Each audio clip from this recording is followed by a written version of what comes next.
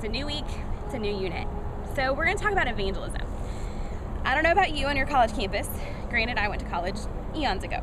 But what we did when I was in school was we did these things called surveys. You guys, I hated them. But I was the BCM president and I had to do them. So I would take this survey and I'd start asking these real random, shallow questions to eventually get to like, hey, do you believe in God? Hey, do you have a relationship with Jesus? If you died tonight, would you go to heaven? I hated it. It worked. We had some really cool conversations.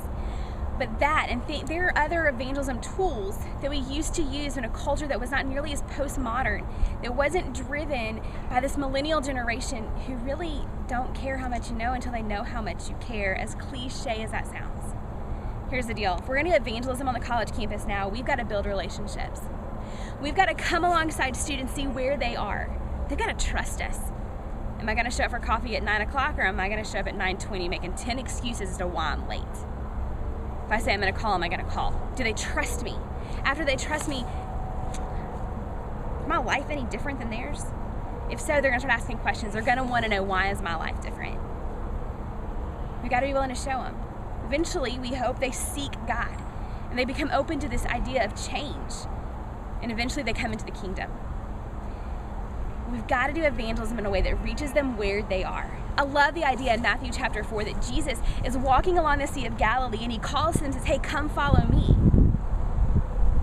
He isn't hanging out on the mount, giving his little sermon on the mount, like, hey, come with me.